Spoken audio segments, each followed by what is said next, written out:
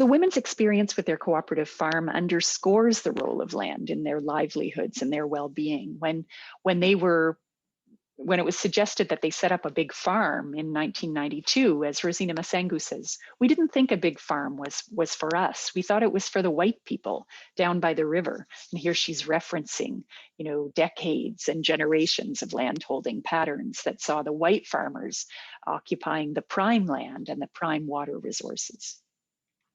This farm that the women founded in 92 is coming up on 30 years ago now, enables a certain measure of recreation of home. As Mihlava says, the farm makes us forget what we had in the countryside, and that forgetting is a good thing, it's healing. The farm is our hospital. As Mama Ila puts it, our hearts are back to teenagers. Our hands are so strong, it's only our legs are painful.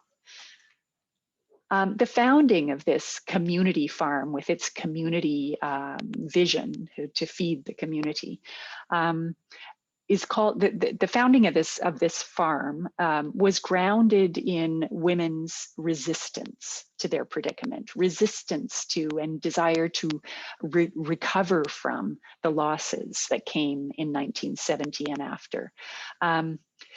As women, they sought to retrieve their identities as farmers, to return to hoe agriculture, to take part in the activities that so defined their identities in the past.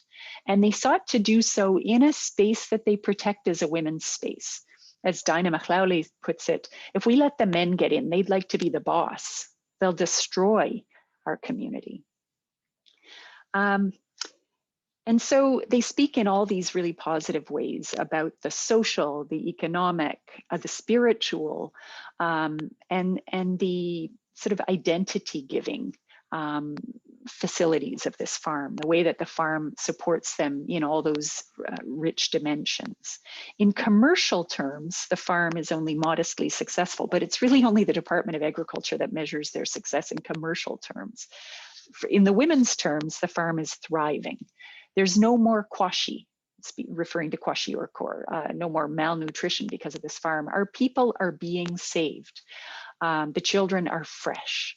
It's just so much wonderful language around their positive imaging of the impacts of this farm on their lives. They take home free vegetables twice a week. That frees up income, very scant household income for other needs, enables them to buy water, which increasingly they have to do because the local water sources are drying up in the face of climate crisis. So these women have built a really empowering community for themselves and their households inside the fenced perimeter of the farm, where they can retreat from abusive partners, where they can retreat from the stresses of adult children who are unemployed and many of the other stresses that they face on a daily basis. This is a place of refuge and resurgence for women. And they do all this in the most challenging circumstances. They are building a place of resilience and resistance and resurgence for themselves as farmers, for their families as Africans, but they're doing all that in the most challenging circumstances.